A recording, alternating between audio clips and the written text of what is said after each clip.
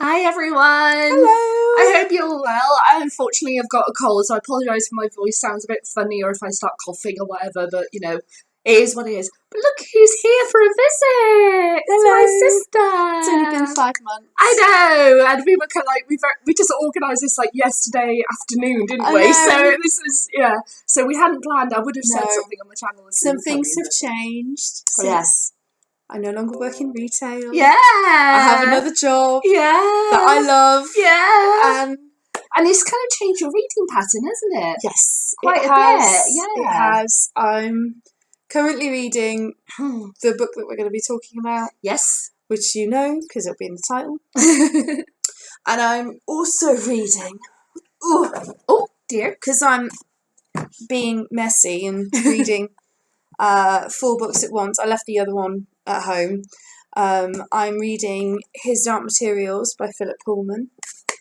I am so happy, but we're not going to do a video on that until you've read the books, haven't finished. You? So, and we've got a lot of thoughts on the drama. The first episode aired on Sunday, and it was amazing. So I've got that, and I'm currently reading this thick, curvy beauty. So it's like a fan. Oh my god! Hearts. feel the greatness of Cassandra Clare. There you go. It is because the ending of Lord of Shadows, I'm not gonna lie, fucked me up. So that's the second book of the trilogy that I have yet to read. Yeah. See, so I've got the first book, but I haven't got the second. I'm only that much into it. I was going to take a break. Yeah. Yeah, but you've kind of gone. How fucking stupid was that? It's like Cassandra Clare's like, no, take a break. Especially the second book of a trilogy. It's like, what were you thinking? But she did something at the end of the second book, Lord of Shadows, where it was like, oh dear, my heart. That bitch. Sorry. She's not a bitch, of course not, but she's that thing that you get so angry and awful, like, why did you put me through this? But I love the fact that you put me through this. She put me through a thing, and so I needed to start this. But this is like the hardcover paperback version. Yeah. And then, like, literally 3 weeks later, the smaller paperback size came out. But I kind of love the fact that she's big, because, like, Heavenly Fire, the version of Heavenly Fire I've got is the bigger version. Well, there you go. So you've got that kind of pattern of a trilogy. Small, large. But I need you to read The Dark Artifices. Okay, I'm going to read it. I've got the first one. You bought it for me for my birthday. And what's the one that you left at home? The one I left at home was Shadow of Night, which is the second of the Discovery of Witches trilogy. Yes, I remember now, yeah. Which, the All Souls trilogy is what it's called, which has taken a turn that I'm not sure I love. Okay. So what I'm kind of doing at the moment is, what I was doing was doing on a rota. Yeah. I remember you would say, right, I'm going to read 3 chapters of this week, 2 chapters of that. But then that didn't work, because I got within 200 pages of the end of Lord of Shadows, and I was just like, I need to finish this. Yeah. It's like one of those things where she just like puts her foot on the gas, and you're like, I've got to keep going. You're going to reach that point, I can sense where, in His Dark Materials and Northern Lights, you're going to hit that. So I finished Lord of Shadows, and then the thing happened at the end, and I was like, okay, we're going into Queen then. We're going into Queen. And then I had been reading His Dark Materials, and I found that if I read like a chapter at a time, it was great. But then like last week, it started, and I just thought, do you know what? No, I really want to finish reading the book, so that I can watch the series and know what's going to happen and how that they interpret those events. So I'm kind of like doing this, living in a fantasy world. Indeed, and reading what we're going to talk about now. Bram Stoker's Dracula. Now the reason is, I had never read Dracula. It's not that big a book. It really isn't. I'm only actually 150 pages in, and the reason why we're talking about it is because I feel like I've read enough of it to comment on Stoker's style and his writing. You know the story already. Yeah, and I have listened to this radio play, which the BBC one, which is really faithful to the novel. You can get it on Audible. I think there's been a more recent drama as well, but this is their original one. Yeah, and it's really it's good. Very good. It's very really good. Very good. So I obviously I know the story. Yeah. But I just decided because it was October and I really fancied reading a horror novel. Kind of like with me, how I felt like I really need to read something a bit darker, so I got those series of King novels. You went to Bram Stoker instead. Because I'd never read it. Yeah. And I have to tell you, Hollywood did this man dirty. Oh, yeah. Because this book is fantastic. So it's brilliant. Yeah, so thus we wanted to talk about it, but also compare it to another book which we both love, very gothic. One of the kind of, well, I wouldn't say the original gothic, but one of the more establishing a gothic genre. But what it is, it's the first sci-fi novel. Yes, it is. And Hollywood has also done it, a real kicker. And it's Frankenstein. Mary Shelley's Frankenstein. One of the most astonishing novels ever created. Bram and Mary, two incredible authors, two geniuses, both fucked over by Hollywood. Yay! So let's talk about it. In a lot of ways, they're about similar things. Oh, yeah. They're about courage through adversity. Yeah. They are similar in some ways and then not in others, I would say. Yeah, totally. Like it's kind of like how there's always going to be, like, say, his Dark Materials. Mm-hmm. That couldn't really have existed without Narnia having been there before. There's, to do with certain elements, that there's these underlining things that we, as readers, as human race, kind of are attracted to. Mm-hmm. So literature, we get this attraction to. So this is why these two books can have similar aspects to them, but they are very different at the same time. Mm-hmm. So let's start with Frankenstein, because she came first. She did, yes. Now, can we talk about the fact that Mary Shelley was 18 years old when she wrote this novel? Yeah. 18? And then she just goes, do you know what? Not only am I going to write a better book than my fuckboy of a husband and the fuckboy of all time, best mate Lord Byron, I'm going to just start an entire literary genre. Yeah, just for fun. Yeah, I want to plug another book. I didn't bring it down from upstairs, but it's a book. It's called The Young Romantics, by Daisy Hay, which basically tells the story of how these guys came together in Geneva for this holiday. The history of the storm, the volcano eruption that had happened across the seas and everything, which caused the storm, which led to them having to stay inside and them deciding that they're going to tell each other stories, which led to Frankenstein. Yeah. So Mary is actually a huge character in this book, but at the same time, she is one of a set of chess pieces. Yeah. And it's really, really well written. I've got to read it. I've got very visceral. I've really got to read it. It's really, really, I would strongly recommend anyone who's interested in Mary Shelley to read that book. But this is like a study of narcissism. Oh, yeah. Of arrogance. Of great madness. Oh, yeah. Real madness, though. I don't just mean like. I don't just mean being like a crazy alcoholic fuckboy. I love that word. It's such a great word. It's such a great word. But that's not what it is. Real madness is when you believe you can create life artificially Yeah. Because that is what you want. And then you do it, and then you go, oh shit, what do I do now? And do you know how the one film, I will say, who I think that was interpreted beautifully by James McAvoy was Victor Frankenstein. It's not a good film, just no, but that thing of the way he is so... Yeah. He is so having that this, I am doing what is right. Yeah. And then that split second when he realises what the hell he's done and the way that his face just changes. Yeah. That was done perfectly. The film itself, it's okay, but it's not great. It's really campy and slashy. It is. It's very. I do as well.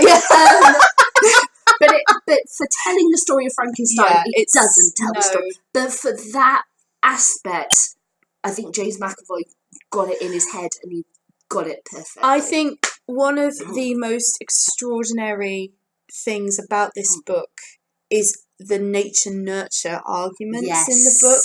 Yes. The idea that if the creature, not the monster, the creature, is Frankenstein's child because he made him, then Frankenstein is a terrible parent.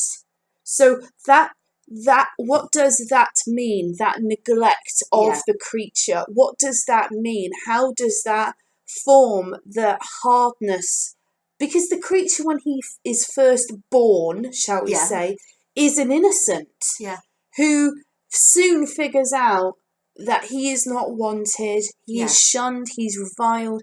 He becomes a murderer because he has not been nurtured. Yeah. Now, the converse of that, I mean, this is why this is such a fucking genius book because of this, is that Victor Frankenstein has had the nurture, the love, the care of a family, and is still fucked up. Yeah. And when you read it from a sort of modern perspective, you think about Elizabeth. Oh, right? God, yeah. The character of Elizabeth is Victor's adopted sister. Yeah.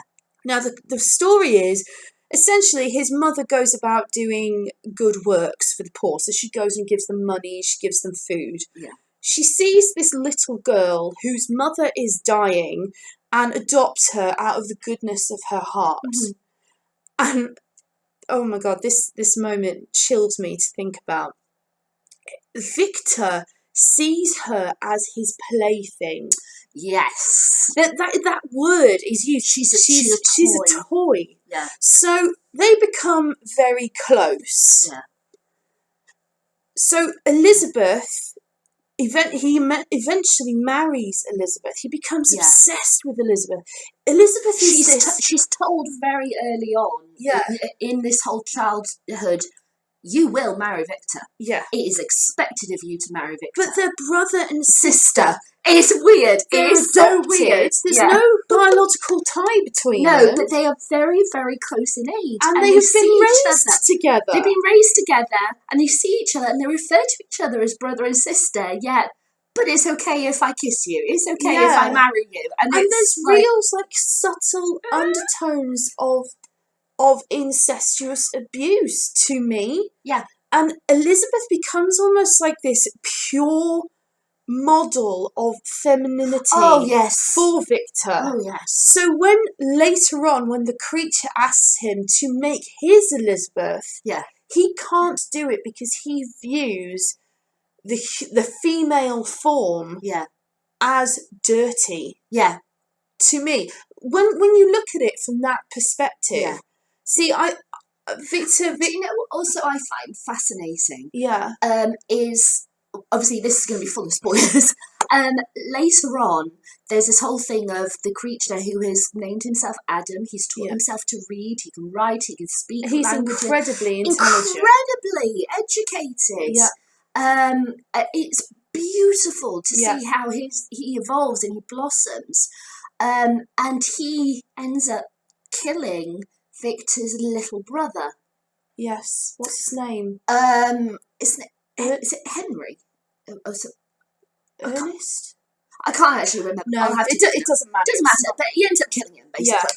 And pinning the crime on the maid. Justine. And when Adam explains this to Victor, that I was the one who killed your little brother, he is absolutely disgusted with him. And that thing of how he views his little brother and how he views Elizabeth are completely separate things. But I mean, they are siblings. He knew that Justine didn't kill him, and did nothing about it. He was like, oh, okay, I kind of figured out that it's Adam who's done this, but I'm just going to watch and let her be hung. Let her be killed for it. I don't care. Yeah. It's a pretty big deal. It is a pretty big fucking deal. Yeah. So the way in which he views women, children, other men who are of his equal and who he believes are not of his equal. He's in love with Henry de Clerval. Oh, he's totally completely in love with him. It's so obvious. To me, I think he sees Elizabeth. I was thinking of Henry as Henry's his friend. Yeah, not his brother. He's in love with Henry's intellect. Oh yeah, and his feeling that he is equal to Henry. Yeah, and Henry is equal to him. Yeah, but he societally is in love. With Elizabeth, she's in love with her purity, with her, and actually thinking about it, I had totally forgotten this detail.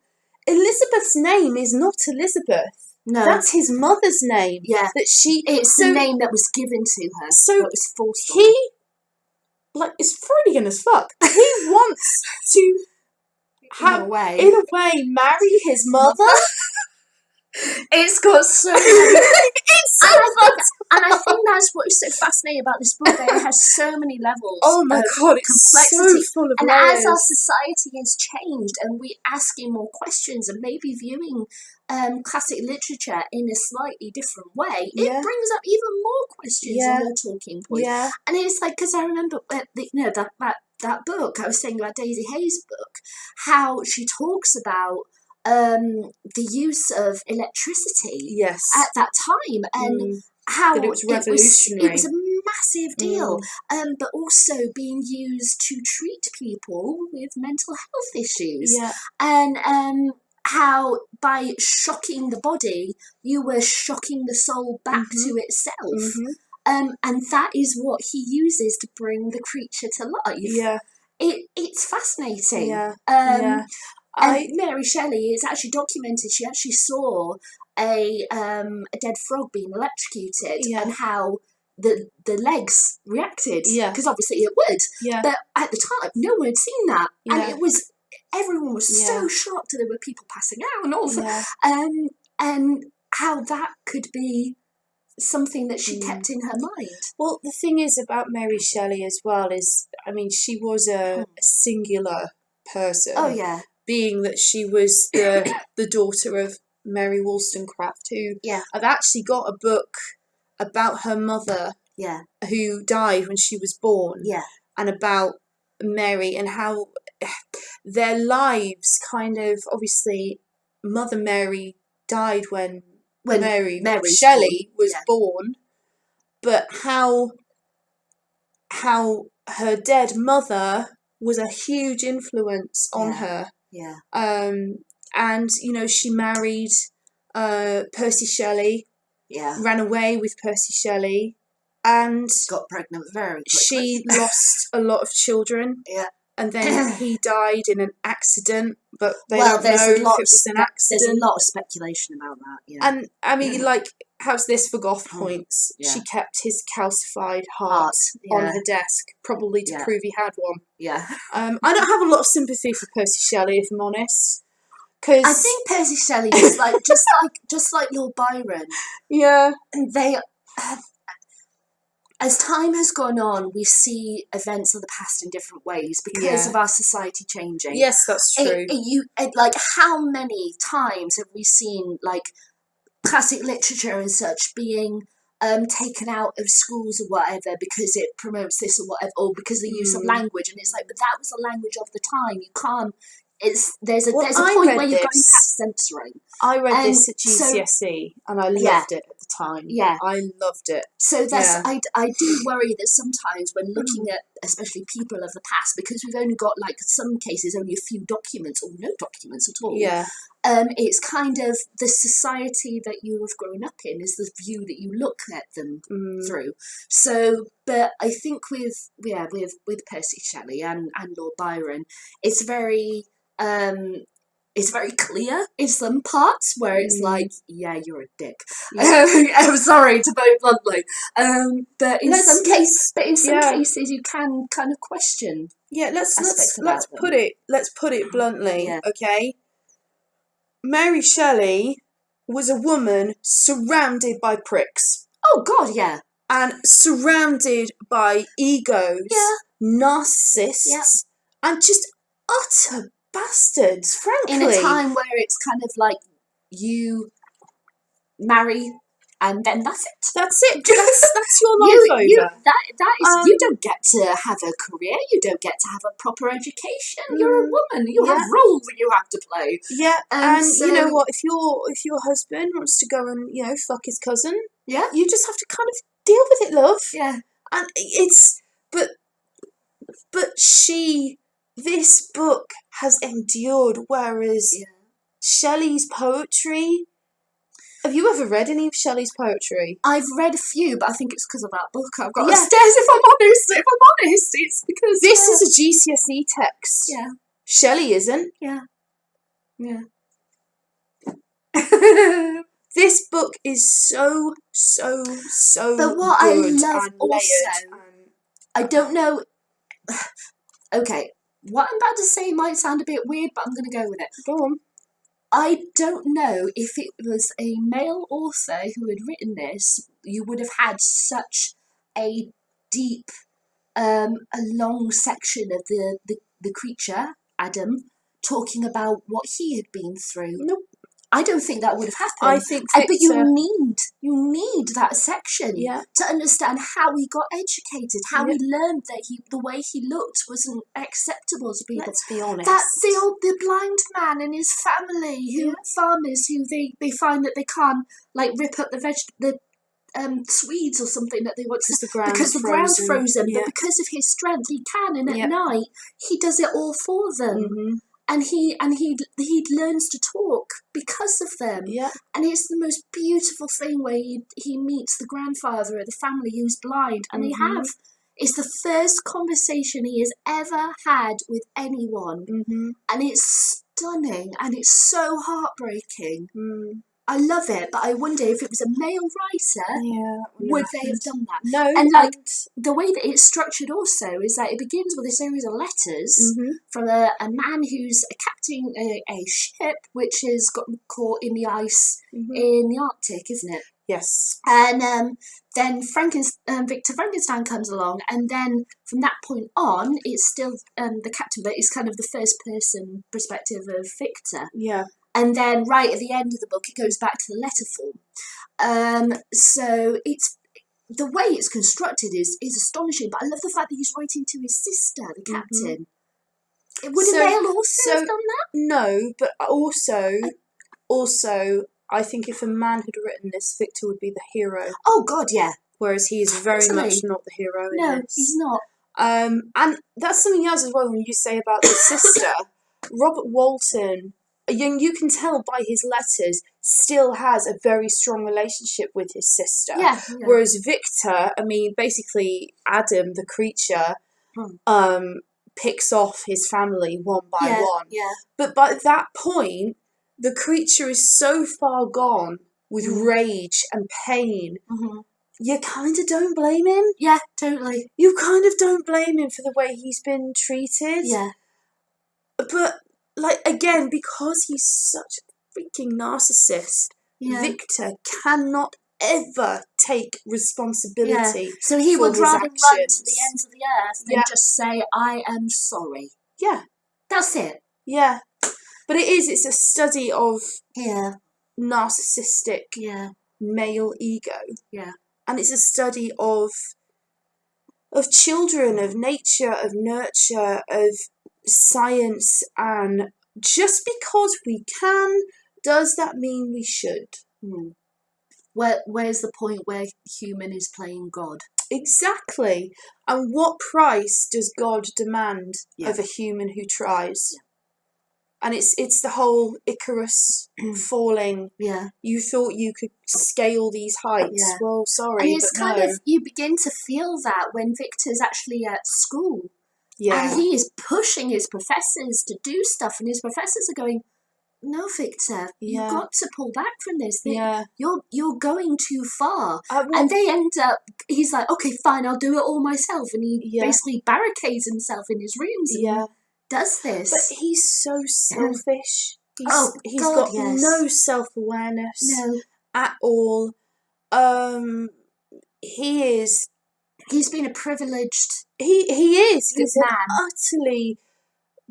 He's drowning in privilege. He's been raped because he was the only son until his little brother was born, which killed his mother, isn't it? Yeah.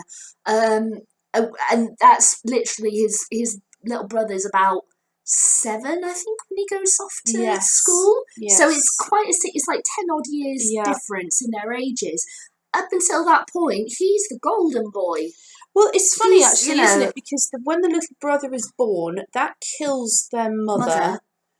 So Elizabeth essentially becomes that child's mother. Yeah, and she becomes kind of nursemaid, as it were, as well, to caring for their dad, who's trying to get through the grief. So Elizabeth, who she refers to as father. Yeah, Elizabeth is not.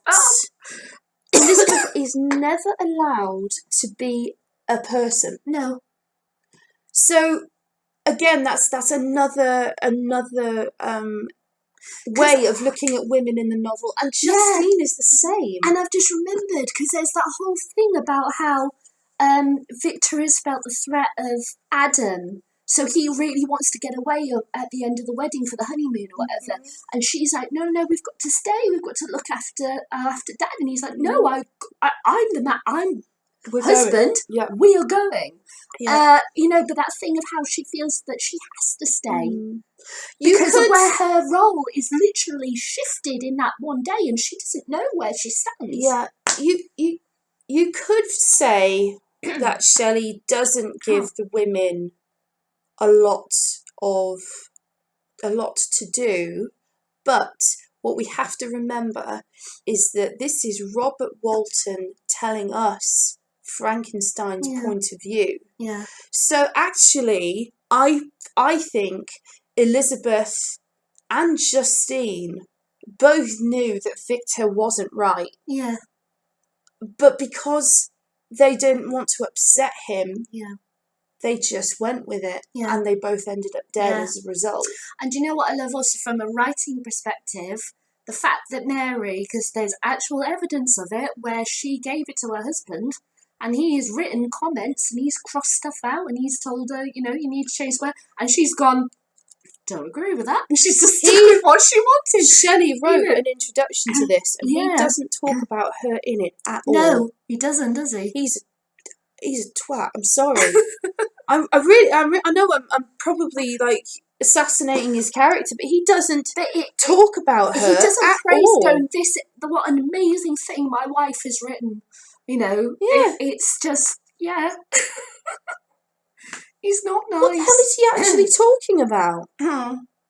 Actually, nothing. He only did it. He literally did that. Yeah. For I've got a couple of books about Mary Shelley upstairs, actually, which I bought last year's Literature Festival, because there was a whole session on her, and I went to it, and it was absolutely wonderful. And I bought the 2 books that they were, the 2 authors that were on the panel, and I haven't read them yet, so I think I'd really like to read about Mary from their perspective. But I must admit, I have found, as with Dracula, that radio plays do these books justice. The best Frankenstein radio play is this one. The BBC classic. Everything. Astonishing. Michael Maloney, who shouts and screams a lot. His first cry when he's like, oh my God. Yeah. It's so... is so amazing yet sad. And at the same time, I feel nothing for him. At all. Because Victor's an idiot. Yeah. But as a production, though, this thing is fantastic. Done. It Again, is brilliant. it's available on Audible. It's a classic BBC and Downfry collection. The late great John Wood as the creature. John Wood is so good as the creature. Oh my god! Yeah.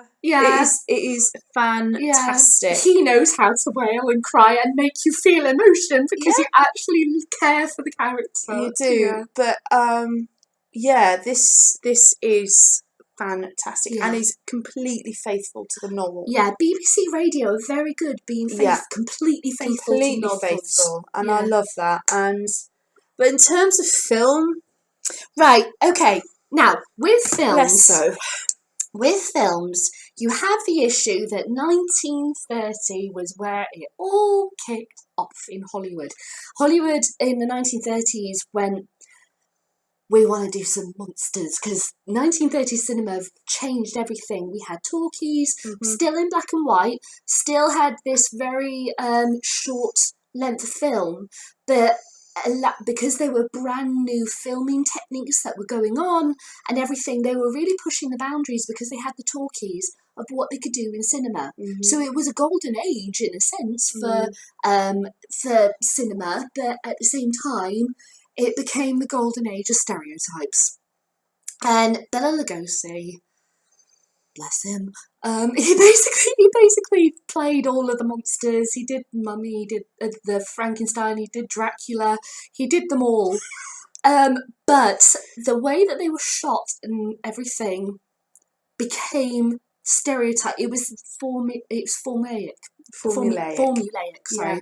So this is why they went, right, we can do that style with this character, and then we can shift it to this one to shoot it a bit darker. We've got Dracula. Add some lightning. We've got Frankenstein.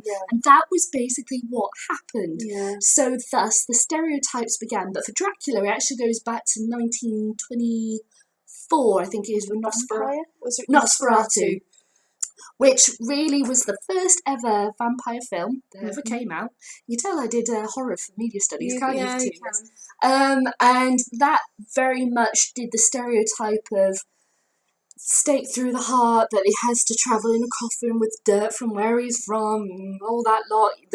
The cockroach makes him disappear, he's allergic to sun, all of that jazz.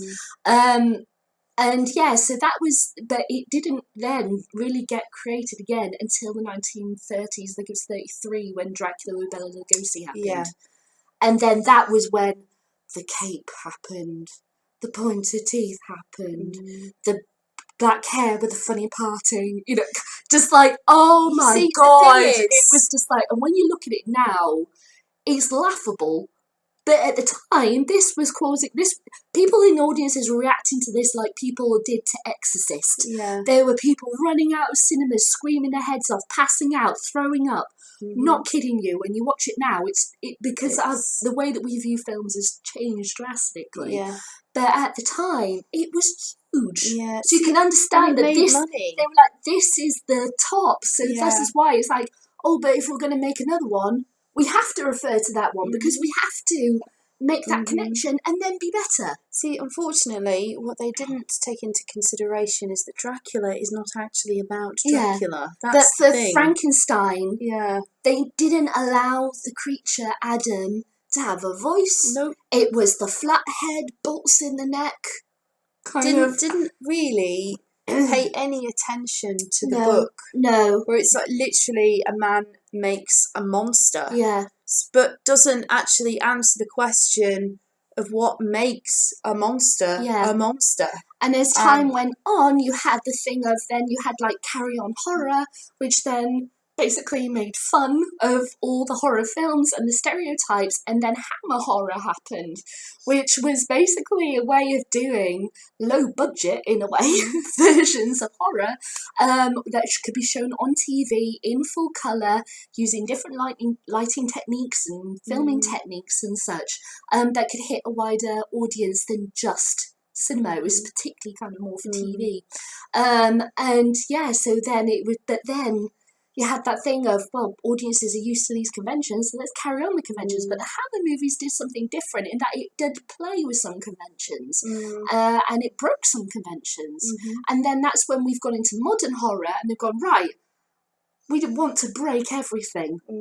Surprise us. And this is why we have this so extreme now with horror, that something that which has now become mundane could be really scary. See, I have Frankenstein films have I seen? I saw Kenneth Branagh's Frankenstein from 94, 95. Yeah, which is, and I mean this in no way disrespectfully, but it's hysterical.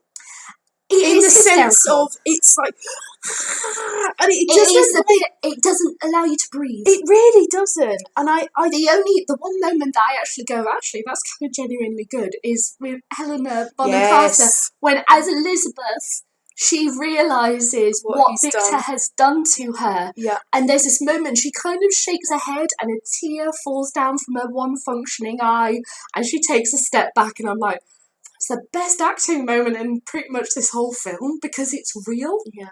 It's not, she because in that version, he tries to bring her back after the creature kills her. Yeah, the creature kills her on the wedding day. He tries to bring her back, and he does, and then the creature says, I'm taking her as my bride unless you make me one your own. But Elizabeth is still able to be her because her brain has not been fully harmed. The scene where he's dancing with her is so ghoulish. That's weird. But to be fair, that is kind of what Victor would do. Yeah. He would do that. He would want her to force her into being what he wants her to be. Yeah. Yeah. So when she smashes that oil lamp on her head, above her head, that's the first time in her whole life she's made a choice and a decision. Yeah. And I kind of admire that. So do I. I actually don't mind that. I like that choice that they did for her. And it's Robert De Niro, isn't it? Is. Yeah. Playing Adam. He's not bad. He's not bad. And I've read this. It was an interview with Kenneth Branagh when he was talking about, that initial scene where he's brought to life, and he's spewed all over the floor, and they're trying to, and they went, literally, that was, we had met a minute earlier, he stripped down naked, and then we were rolling on the floor, and we couldn't stand up. It's pretty much an outtake. We couldn't stand up. And it just kind of worked. So they kept it in the film. Oh, that's hilarious. But yeah, it was just like, it's the most bizarre thing I've ever had to do.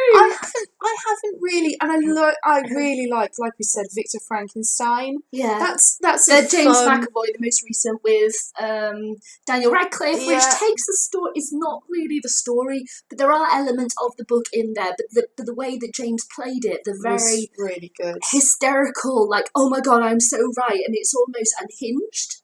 And then the moment when he realises what he's done. Yeah, but he doesn't learn anything from it. Okay, he doesn't learn anything. And I kind of think they set it up so that there would be another one. A possibility for another one. But I don't think it made enough money, did it? It became, in a way, a sort of B-movie. But I love it. I quite like it. It just is a fun movie to put on. I really enjoyed it.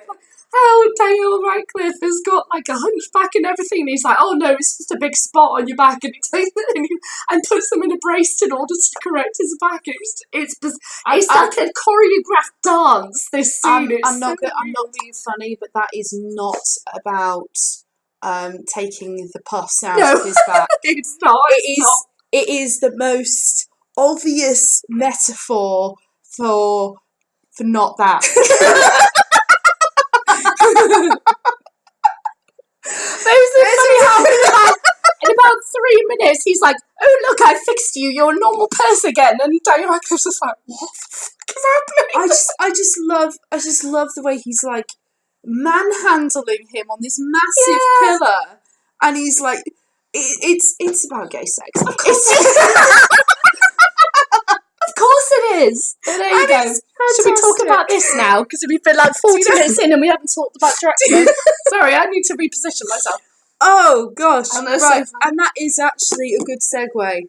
Yes, that is a really good segue because of various things within Dracula. Now, is like so. I read Dracula years and years and years ago, but I think it's one of those books that I may have always assumed that you had read at some point. No, I've never read it, and I've got to say, I am so impressed with it. Yeah, and I mean, what Dracula films have I seen? That is actually really good. It's a TV drama, not a film, but still, it's got nothing to do with the book, really. But Tom Burke and Mark Warren, Sophia Myles, Tom Burke, and Dan Stevens. It's like a quadfecta of sexy. It's really love it. It is incredible. It's so like great and over the top and sort of weird but brilliant. I love that. But anyway, I had never read the source material. Yeah. And I started it and I was like, wow, this is fantastic. What it is, it's written in a series of letters, articles, diary entries. In a way like how Frankenstein opens. Yes. So, and I love that style. Yeah. Where you have all these different voices of all these different people. What I find so interesting in that style, especially after many, many years after it's written, it's almost like you're a historian. You're poring over the past. Yeah. And that's when you find things, when you see from a society that you were raised in compared to someone who read it in a society that was 20 odd years ago, how they see it. It makes the history so much more fascinating. What's amazing is Frankenstein was written at the beginning of the 19th century, and this was written at the end. And how sort of similar and yet different the ideas of people's relationships are. Like in Frankenstein, you don't really get much of a sense of the relationship between Elizabeth and Justine. No. Whereas the relationship between Lucy and Mina in this, you get a real sense of a proper, solid female friendship. Yeah. And you understand why they want to protect each other. And you know what I really love in it? Like how we have a guy who is going to the castle of Dracula to basically deal with the selling of his castle is a man with a strong job who knows his way in the world, who is the thickest person. I love Jonathan so much. He's so stupid. He's so stupid. And you've got these two women who are sat at home going, Jonathan, seriously, reading your letters, this is really messed up. Listen to us. And he's like, oh, it'll be fine. He is such a naive little puppy. It's so funny. Yeah. And I love like the little character beats. Like he goes to a hotel and he has a really nice meal and he puts in parentheses, must get the recipe for Mina. Yeah. Like silly little things like that. I love that. Yeah. That kind of idea, that thought of and that was another thing when he says, well, it's that thing of, is it because from the perspective that because she's a woman that she must do it, but then at the same time it's almost like he's wanting to share the moment with her. It's actually really quite sweet. It's so cute. And like when he talks when he's travelling through Transylvania before he gets to Castle Dracula, memorandum, must remember to ask the Count about folk tales or something like that. It's something really quite sweet and almost childlike innocence, and I love that about Jonathan. I think he's... And I kind of, the actual historical person who kind of links to Dracula, it's kind of, when you hear things of, I have to ask him about this, that and the other, and I'm thinking, really? Yeah. Really? So it's just kind of... The historical person who is kind of Dracula is linked to is Vlad the Impaler, who was called Dracula because it actually means dragon, or if you break it apart, is it dragon of blood or something like that? It's to do with the combination of the son's name and the father's name because it's like son of someone else, or something like that. So he is Dracula. Yeah. And the fact that Vlad the Impaler, this very harsh person, to say the least. He was crazy. I watched a documentary about him. Yeah, he was messed up. He was mental. But he is kind of, in a way, not the inspiration, but he is the historical link, as it were, to this character. And you're going, oh, I must ask him about the folklore. It's like, oh, I must ask Vlad about how he impales people. Yeah. And you're like screaming in your head, don't do it. He's so cute. There's his naivety. And Lucy and that are looking at his letters and going, Jonathan, stop what you're doing and get home now. And he won't listen. Yeah, he is, bless him, basically he gets trapped and he cannot leave. Yeah. You know, he interrupts a sort of vampire threesome in a library. Yeah, in a library. He literally walks in, there's a threesome happening, and he's like, okay, shuts the door, and then turns around and kind of shrugs his shoulders and goes, I'm sure I can trust him. Yeah. Like, he is a delicious little puppy, basically, ripe for the picking. When you read the threesome in the library, because it's kind of the first proper moment where you literally see proper vampires at night doing what they're doing, and he's just, you're really taken aback by it. But Jonathan, as I said, he just steps out, shrugs his shoulders and goes, oh, I'm sure I can trust him, and then carries off onto his room to go to bed. The thing is I did a little bit of research into Bram Stoker, not to like get rid of the levity of that, but it is funny that he just he's so stupid and so naive and such a puppy, and I love him. Yeah. But it is really funny, and it doesn't mean to be. I did some research into Bram Stoker, and I discovered that it is more than likely that Bram Stoker was gay. Yeah. He was married. He never had children. Apparently, his marriage was sexless. Right.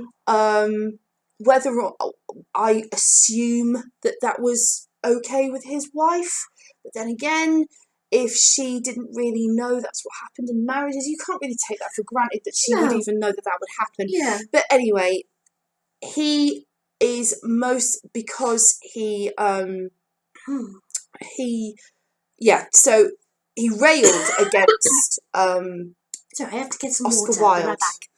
He railed against Oscar Wilde because that was when his obscenity trial was happening, and if you think about the metaphor of a vampire who wants what they want, is disgusted by what they want, as the human people are by the vampires. Yeah. They crave it, they want it, they have to have it. Yeah. It is possible that you could see the vampire as being a metaphor for his homosexuality. Yeah. Couldn't you? I could, yeah.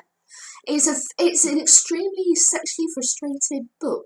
Yes, it is, and it's a sexy book. It's a sexy book. It's a really sexy book. It's a really sexy and sexy frustrated book. I mean, look at that. That is full of sex. Oh, yeah. Isn't it? And that's one of the things I love about the book, is it is an exploration of the twin Victorian obsessions of sex and death. And the repression of that. Yeah. If you are on Audible, really strongly recommend Stephen Fry's Victorian Secrets. It's a really great series. Talking about Victorians and everything, and there is an episode that's all about pornography and such, and it explores how Victorians were really into sex. And they love sex. Somebody says on it that if a Victorian were to speak to somebody of our society now, and we said to them, oh, you were really sexually oppressed people, they'd laugh at you. Absolutely laugh at you. See, I think I mean, let's be honest, the person who, despite the fact that she loved sex herself, who portrays that image is Queen Victoria. And the sort of the family being the wife, the husband, the children. Yeah. Now, I mean, it wasn't Bram Stoker's fault that he was an Irish Catholic living in a society where he could literally be put in jail for being gay. I mean, there are layers and layers and layers of internalized homophobia. Yeah. You can just feel that just off the page. Oh yeah. He is intensely frustrated as a man. You can feel it. But I have to say, I love all the characters in this book. Yeah. And I love how the relationships between the women feel real. Yeah. And it's very interesting also that Lucy's always right. Yeah, she is. As soon as she gets that first letter from Jonathan, she knows something's up. Get the hell out. She's constantly telling Mina. Oh, Mina, sorry. Not Lucy. Lucy's married to Arthur. Oh, sorry, I've got two characters in my head. She very much, she gets what's going on. She understands, and especially in film versions depicting her. Like, if you look at Nosferatu, there's this whole thing. She's having all of these visions in her dreams. She's sleepwalking, and what she's doing is actually acting out what's going on with Jonathan and Dracula and that, and she knows what is happening, but no one will listen to her. And you get told, she's having woman issues. Well, let's put her in an asylum. Well, you know, and it's like, no, listen to her. At Easter, I went to Whitby. Oh, yes, you did, and there's a massive connection to Dracula with Whitby. And I didn't know it at the time. Oh, yeah. And there were goths everywhere. Literally everywhere.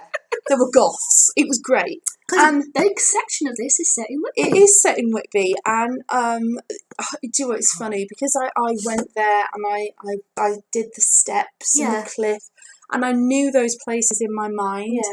It's made the story like so much more alive because I can visceral. Yeah, and it's actually the perfect place because you've got the abbey, or the shell of the abbey, on the cliff. And it is so, in a storm, you could just see it. It is perfect for Dracula.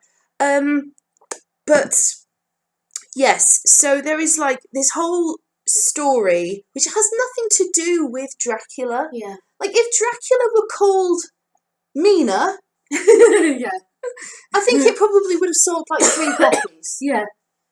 It's funny, isn't it, how like a name can change things. Yeah. Like, would Frankenstein have sold if it was called Adam? Yeah. You know? Yeah, and that thing of the male dominant lead is not the male dominant lead. Yeah. The person named on the front of the book is not the main character in this. No, it isn't, and that's the thing. It's like Dracula in the book is like the spectre at the feast. Yeah. You can feel his presence. But really, it's about the core 6. Yeah. With the core 4. Yeah. With Van Helsing. Yeah. Dr. Stewart. 7 and Quincy. Because right, what do? We throw in a Texan. We throw in a cowboy. Just cause. Just cause. Like his dark materials at least schools me. Yeah. And to be fair, actually, the Texan is the one that gets the shit done. Yeah, and that's great. Yeah, he is. He's the one that gets the shit done. But it's quite funny how he just went, you know what I need? I need a Texan. I need a cowboy. For some reason, this cowboy is in London, and for some reason proposed to Lucy Westenra, and she turns him down. And one of my favourite things about the book is that the letters between Mina and Lucy, when she's talking about why she chooses to marry Arthur, she's like, I liked Quincy Morris, who is the cowboy, but I didn't particularly love him. No. And it's all right. There's a very real feeling in their relationship, which I really, really like. Yeah. I really like that. It's lovely. It's genuinely sweet. It is. But I am so impressed. And you can tell that he was a journalist as well, because there are articles in here from newspapers and the way that they are written. The one thing I will say is there is an article talking about an escaped wolf from a zoo. Yeah. And because there's a whole thing of trying to explain the howling noises, isn't there? Yeah, and clearly Bram Stoker was middle class. didn't hang out with a lot of poor people. Yeah. Because they're really, really stereotyped. Yeah. The poor people in this are very, very much stereotyped. One thing that really made me laugh. Actually. Okay, I don't know where this is going. It was supposed to make me laugh.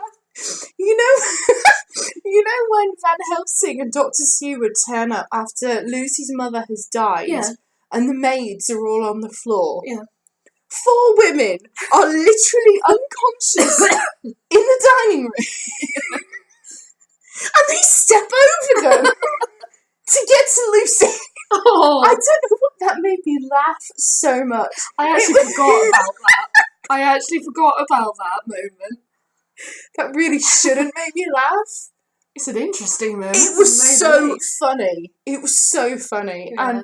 But maybe, maybe because actually looking at it from standing back and thinking, okay, what is actually going on in this room? You're like, figure it out. Yeah, but maybe he was very focused on the men and what they were needed to do rather than the actual situation of the scene. On the back, there is a section where it's talking about a vampire feeding off of someone. Yeah. Now, I'll read this section, and if you keep in mind lust, yes, and the repression of sexuality. Okay. Yeah. Listen to this, right? There he lay, looking as if youth had been half renewed, for the white hair and moustache were changed to dark iron grey, the cheeks were fuller, and the white skin seemed ruby red underneath. The mouth was redder than ever, for on the lips were gouts of fresh blood which trickled from the corners of the mouth and ran over the chin and neck. Even the deep burning eyes seemed set amongst swollen flesh, for the lids and pouches underneath were bloated. It seemed as if the awful creature was simply gorged with blood. He lay like a filthy leech, exhausted with his repletion. Now that sounds to me like somebody post-sex. Does it not to you? Yeah. It's so wrapped up in the repression of desire. Yeah. And that the repression of you want it, you have to have it. Yeah. And I love that. I kind of really get off on that dark romantic idea of wanting what you can't have. So it's ridiculous. Gothic literature. Gothic literature in itself. Suits, and with Frankenstein, where's Frankenstein? It's down here. They're both very much just because you can, does that mean you should? Yeah. This one metaphorically. Yeah, that one. And that one actually. Yeah. I love that. They are both great books. So read them. Yes. You should. And the radio plays, as we said, again, classic Dracula.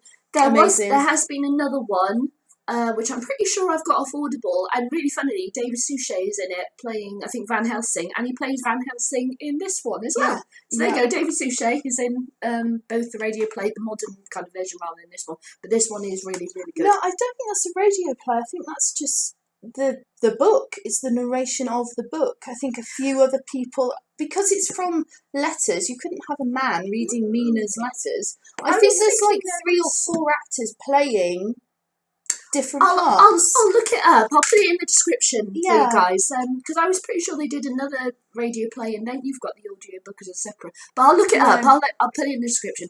But yeah, these radio plays, they are amazing. They absolutely are both amazing. fantastic. Both by the BBC, both completely faithful to the book. Yes, both great. And even though, it is quite different, but I still really love it. And it's got Tom Birkin and an amazing cast and everything. So wrong. Dracula and the ITV version. The BBC are doing some Dracula things. Well, I'm gonna say I watched the teaser trailer, and I felt like, and I'm like, I would rather stick pins in my eyes than watch this. This is right. I will give it 1 episode. Yeah. They are skating on thin ice because it's the same people that wrote Sherlock, and my opinion is still like minus 100 of them. But the actual trailer itself was very stereotypical. It really was. The only shot I found really interesting was a fly going into the eye socket and then suddenly the eye moved. Yeah. That was the only moment where I could go, oh, okay, that's different. But that was it. I am not anticipating much, if I'm honest. I have a feeling that Bela Lugosi's versions from the 1930s again is going to play into this, and the fact that, bit of trivia for you, Bela Lugosi actually was buried in his Dracula outfit because he specified, because it was his favourite character he ever did and his best work, he specified that he should be buried as Dracula. Well, so there you go. There's a bit of trivia for you. That's great, but I will give it. I might not even give it an episode. I might give it like 20 minutes, and if in 20 minutes there is nothing for me, then that will be it. I'm sorry. I cannot bear the thought of you taking this masterpiece, and it is, and I haven't even finished it. Yeah, and twisting it for your own ends. Really, I'd far rather have a faithful depiction of this novel, which is about 7 friends who are fighting a huge evil that feels so unassailable. Yeah. But isn't. Yeah. And I love that. So there we go.